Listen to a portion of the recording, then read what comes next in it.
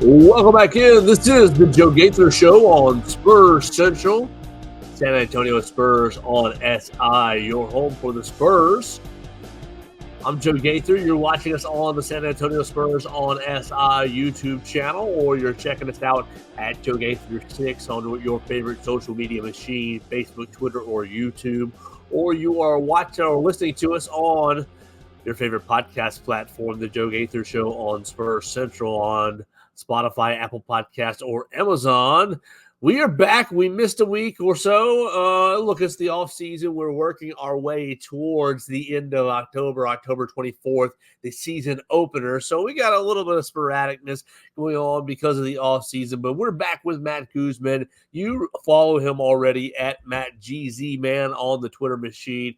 You follow all of his coverage on Spurs on SI at SAS on SI on the Twitter machine as well. Matt, what's going on, man? We're working our way through the summer. You ready for what have you been doing to get yourself through the off season?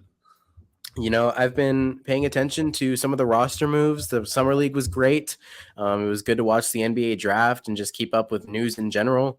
But I mean, like you said, it is the dead of the off season. So I've gotten some driving time in. I love to just go listen to music and just clear my head that way. So, just taking a little bit of time for myself, but at the same time, we've got a job to do. We've got to figure out how to navigate this off season and make it interesting. So it's been a little bit of a balance, but yeah. How about you? Oh, we've been enjoying. Well, I'm getting. I have the luxury of covering college football, so that's keeping me occupied. But really, we have 2 months until the new season begins, and just a couple of weeks until just a small piece of exciting things, a small piece of excitement happens. NBA 2K25 is released our first part of September. I think it's September 6th. Becomes the new edition, and while it's not real game action, it does serve. It does serve as a small piece of excitement for fans to get ready for the new season. And you wrote a couple of different pieces about NBA 2K25. Sure. Are you a big gamer? You ready for the new edition? Once upon a time, I would get every edition of the game and play it. I think I made it a point to get the first one that Victor was featured in, just to see, what his build was like in the game. And it's crazy to play with him in the game. They really, he's kind of a cheat code on his own, but especially when you put pixels on him, it's a different world. I'm not personally much of a gamer, but it is exciting. Obviously, it's a big part of the season, a big part of these players every year. People want to see where the ratings are and who was snubbed and who should be higher.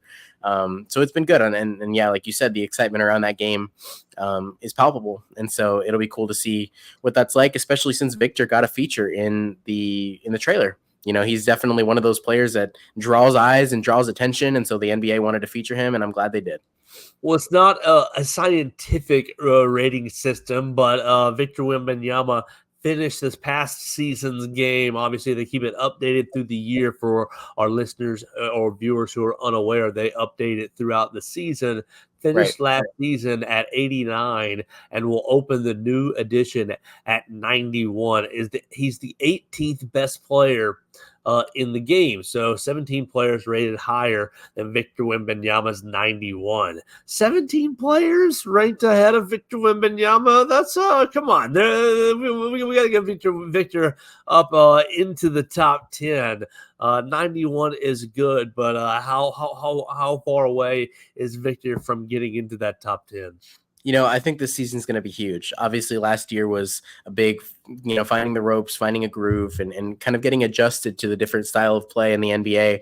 He showed exactly what he's capable of. He showed exactly what teams are scared of when facing him, and that's just the defensive monster that he is. This season, not having to deal with that adjustment period, he's already got a season under his belt. I think he's going to hit the ground running from game one, and I think he's going to really show that he can be consistent, he can stay healthy. That's obviously going to be a big target for him this year, but I think it'll be huge. I think if he shows exactly what he showed at the end of last season that got him to that 89, there's no reason they won't bump him up a few points more as he kind of starts the season, as the season rages on. It's interesting. There's some top names that are actually behind him already. Guys like John Morant, and for him to already be number 18 as an incoming second a second-year player, he holds the record for the highest rookie rating and the highest second-year player rating in the game's history. There's no reason he can't continue to climb that ladder, and I think this year is going to prove that.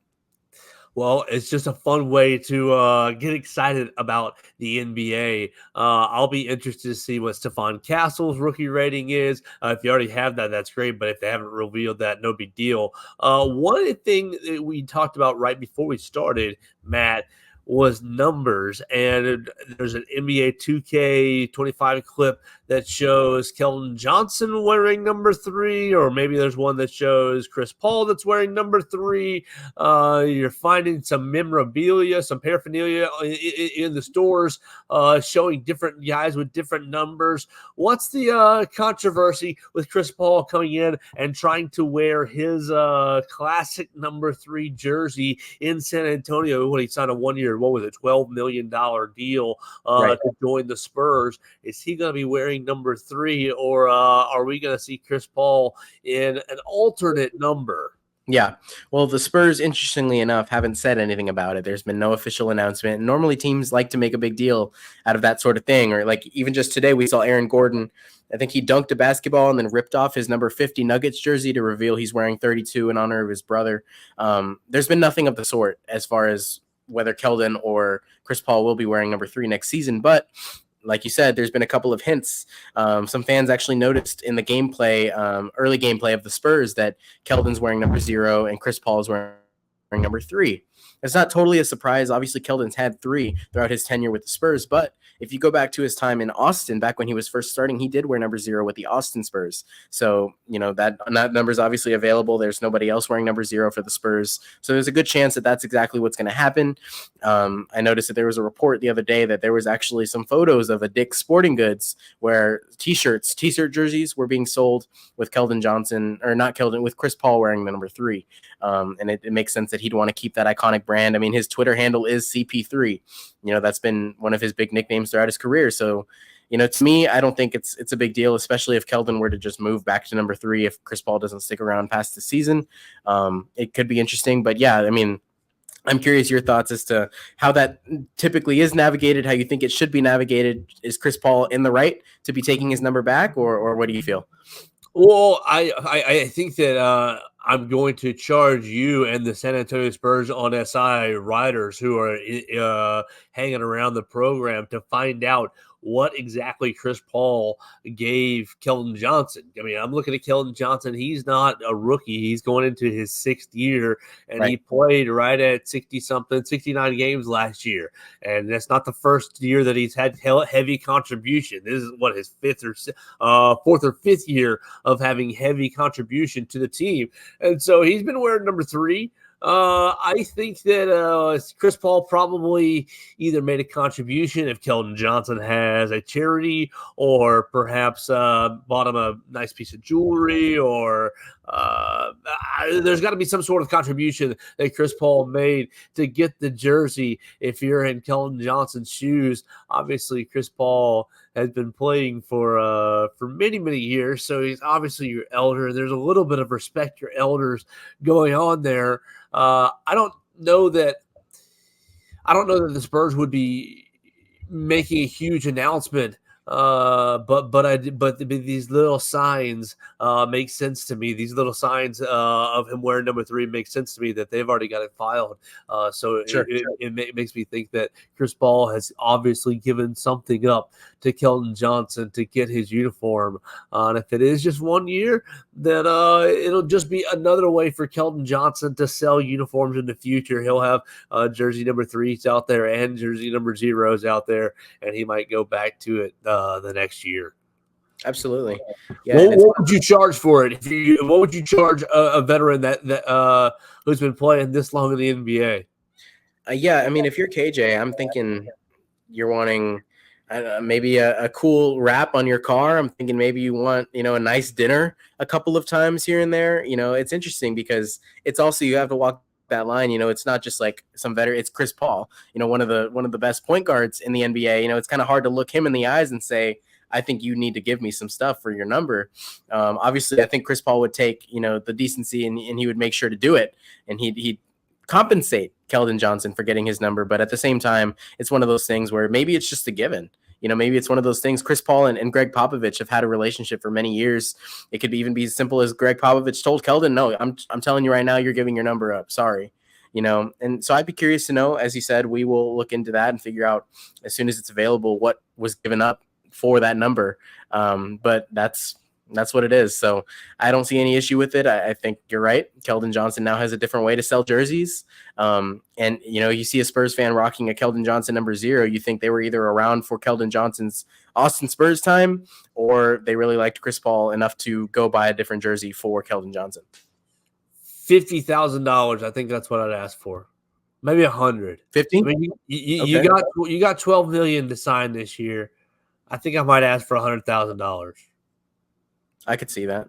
I mean, that's not like – that's a lot of money. It's a ton of money to you and me and any of our listeners. That's a ton of money. But on the grand scheme of you just got $12 million for this next year of work, you scrape off $100,000.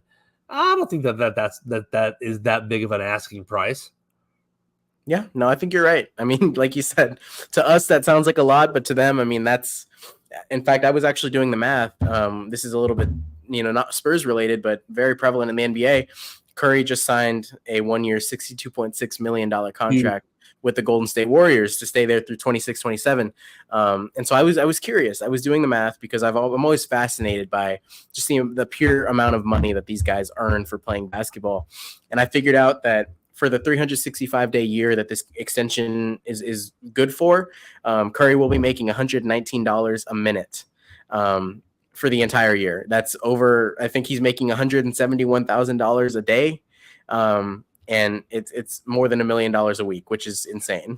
That's ridiculous. So I think that $100,000 is enough of, hey, you can get a dinner a couple of times, or you can put a down payment on a really nice car, or maybe pay off something, or I don't know. I think that'd be what I would ask, $100,000. So what I'm hearing, Joe, is that we're not going to $100,000 dinner, you and me, anytime soon. Oh no, not unless something crazy happens. Probably not. I'm sorry.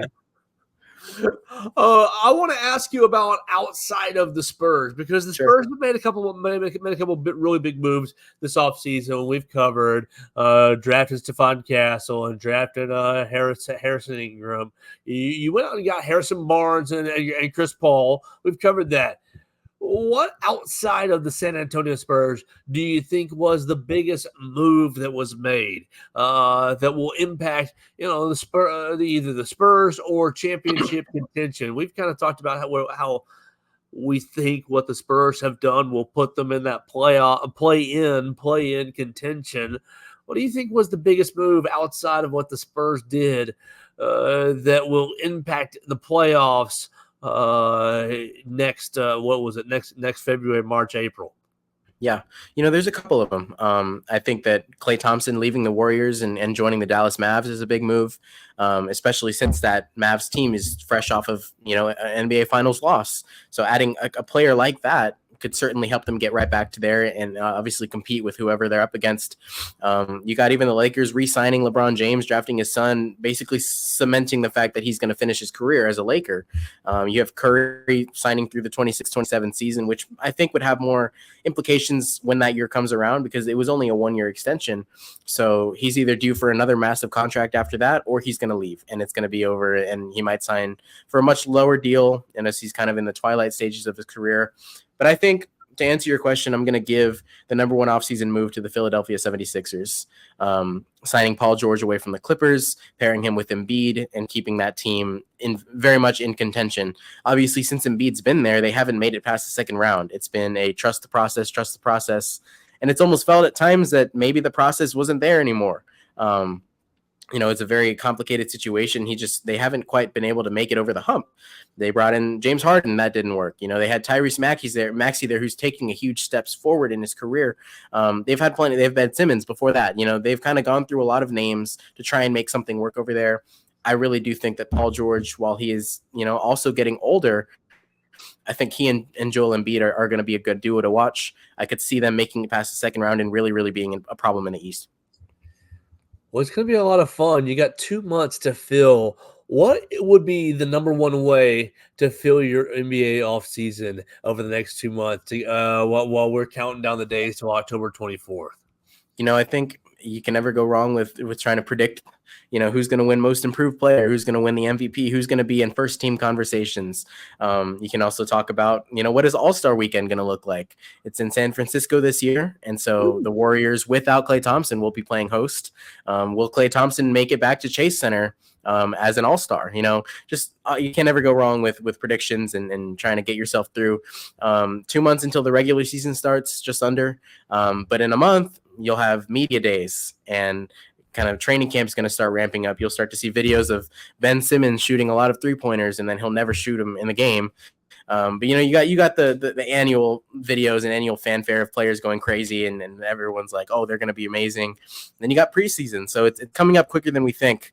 But there's always ways to keep yourself entertained. What would be the storyline that you're looking for when the Spurs report to camp and you get media days with the Spurs? Yeah, I mean, for me, it's definitely going to be how solid Stephon Castle and Victor Wembanyama look as a duo. What that's going to look like with Chris Paul in the building. Is it Chris Paul going to be doing a majority of the ball handling at the start of the season? How soon will Stephon Castle kind of take the reins as a point guard? Will he be put at the shooting guard? I'm really just excited to see what Stephon Castle's role is going to be early on. And what kind of flashes of potential do we see from that duo?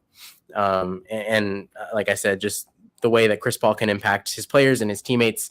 I'm curious to see what that's going to look like. Do you have high expectations for Castle, the pairing of Castle and Wembanyama? Because you talk about, I'm looking forward to seeing what that duo will look like, and it just makes me smile and makes me think, what are my expectations for the two?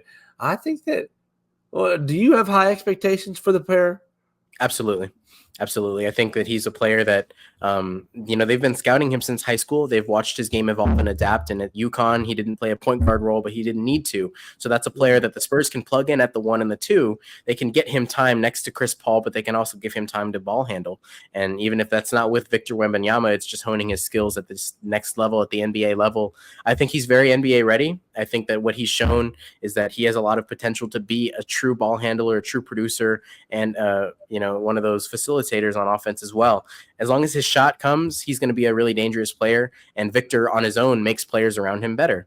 And so if Stephon Castle can even take that ounce of I guess if he can glean that from Chris Paul, who's also known to make his teammates better, there's no reason that duo can't succeed. All right, so last year, the Warriors and Kings, were your first two teams eliminated, is what it looks like based on your standings. They were in the play-in game. Warriors and Kings both won 46 games, 46 and 36. They had a 561 winning percentage. The Spurs were 22 and 60. So obviously, what's that, 14? Is that 14 or 24? That's 24. That's 24 games behind. So that's not good. But you think that the pair of Castle and Wembanyama with the guidance of Chris Paul can make up that 24? I mean, 24 games is a lot. But Absolutely. when you're playing around down there, I mean, the Rockets won 41 games, so the Rockets are just out of the picture. At 19 games ahead of you, and the Rockets weren't special to me, weren't that good to me last season. They're at 500, so it's just got to be a little bit better, a little bit above average, I think. Am I off base here to think that the gap between, yes, I see that it's 24 games on the standings, but it really isn't that big to get to, okay, goodness gracious, pretty bad, to, a little above average. This team can be in that 9, 10, 11 range. Absolutely no. And I think, like we mentioned earlier, with Victor's expected progression in year 2, you could really start to see just how impactful he can be on the court when he's in his rhythm and when he's in his form. And there was a lot of games last season, whether they were overtime games or just, the bottom kind of fell out in the last few minutes, where the Spurs were very much in the contests. Sure, they had plenty of blowouts where they were completely out of it all game, but if you can turn some of those really close losses, some of those overtime losses into wins, you can already make back 5, 6, 7 games from this past season. There's no reason that they're already looking at a 30-win season. And if they really persevere, if they really do work out, if Harrison Ingram can come in and hit shots, if Harrison Barnes can hit shots, if Stephon Castle can start to learn from Chris Paul and really work that offense, if Jeremy Sohan can play well, if Keldon Johnson can continue to do well off the bench, there's a lot of these players that are just continuing to grow because they're such a young team. There's no reason that they can't even push 40 wins. Yeah, and like you said, 24 is a lot to make up, but those close games, if you can turn those your way and overall just perform better as a unit, as a team, they're definitely looking at a lot better of a season than last season. All right, so reframe me or help me frame my expectation here, because I've got my microscope on the San Antonio Spurs, and I haven't really thought bigger picture in the NBA. And of course, I'm not calling for an NBA championship or anything outside of just a play-in berth potential. Are other people, is the national media, is the national narrative, are other people seeing the Spurs as, okay, this is, because I see, and it sounds like we're in agreements, this is a really interesting group chemistry-wise. I think that if the chemistry did get, a dash of Wembanyama, a dash of Stephon Castle, a little bit of Chris Paul, if the chemistry does work out well, the pot gets stirred, and boom, you might have something kind of decent. Does the rest of the media see it that way for the Spurs, or am I just being a little bit echo chamber here of looking at San Antonio? I think the term to use is cautious optimism. Sure. Because the Spurs team, like you mentioned, there is a lot of bright spots on that squad. They're very young. They have a lot to prove and a lot to show. At the same time, they're also far behind some of these teams in the West that are only getting better as well. I mean, the Timberwolves just beat the Nuggets. The Lakers are kind of waning, but they have LeBron James. You can never truly count them out. The Warriors, they just lost Klay Thompson, but they have Steph Curry. The Mavs are really well. Even the who am I thinking of? I mean, the Pelicans, the Kings just picked up DeMar DeRozan. This is the Western Conference is so stacked, so loaded, so competitive. Right. The Spurs are really, really going to have to work hard if they want to make it into that play-in conversation. The general narrative is not that the Spurs are a playoff team this year. The general narrative is not that they're a lock for the play-in team, but that cautious optimism has people thinking that the Spurs could contend for a play-in spot. They could contend. I mean, and the Oklahoma City Thunder made a huge jump from 2 years ago to last season. They made a huge jump from 3 years ago to 2 years ago. And so this is a team where they could find a stride, and all of a sudden they take the Western Conference by surprise, and they're they're a lock at the 6 or 7, the 8 seed in the play-in. And so it's one of those where you just kind of have to be careful about overestimating what they can do, but also careful about counting them out, because they're a team that has a lot to show, and it just depends on how well they gel together, how quickly they can find themselves, and how quickly Wembanyama can find his stride and really just start getting going. Yeah, because, I mean, we've talked about it. I'm not a huge Chris Paul fan, but if he plays well, doesn't get hurt, if Castle is what you expect as a rookie, good defender, and learning ball handler, and pretty good little scorer, little spot scorer. The chemistry, the pieces that you have right now, they don't say NBA champion, but they say, oh, that's a tough team, everybody, night in and night out. That's an interesting team to play tonight. Now your better teams, your better teams are going to have the answers for them. But night in and night out, if the chemistry is right, if the pieces are right, that could be an interesting team tonight. Versus whoever. And so I'm excited to follow it closer. I just didn't want to be over exaggerating in my expectations or trying to oversell what the Spurs could be. For sure. No, but they absolutely have a chance to contend for the play-in tournament. They absolutely have a chance to shock the Western Conference. But at the same time, they could just sit around 35 wins and miss the playoffs. But hey, they got better. They looked a lot better. And next season, and we're not even talking about next offseason when there's going to be more free agents who might, I want to play with Victor. I want to play with Stephon Castle. They might like what they see. The Spurs could be in the position. I mean, they have a lot of assets. They could be in a position to either draft really well, or they could be in a position to use those picks to grab a major name. And all of a sudden, the Spurs is a completely new look squad with a third-year Victor Wembanyama, and that's a team that is definitely a playoff contender. Especially, but I think a lot of it depends on what Victor shows this season, how well they gel, and some of those pieces that are tied down for a couple more years. Like, how well can Devin Vassell do? Is he a player that, okay, now he's really taking his step forward? Now he's somebody to watch too. There's no reason that any of that can't happen. But yeah, I think it's one of those where there's not a general narrative that the Spurs will make the playoffs this year, but they do have a chance. He's Matt Guzman. You follow him at MattGZMan on the Twitter machine, and you follow all of his work at SAS on SI on Twitter as well. San Antonio Spurs on SI. Matt, we appreciate your time. We'll catch up with you soon, man. Sounds great. Thanks for having me. Absolutely. And Matt Guzman makes us smarter each and every week right here on the Joe Gaither Show on Spurs Central. And we will keep you going just a couple of months until October 24th, the San Antonio Spurs opener. Matt told you there'll be a lot going on between now and then. So we'll talk to you soon right here on the Joe Gaither Show on Spurs Central, the San Antonio Spurs on SI.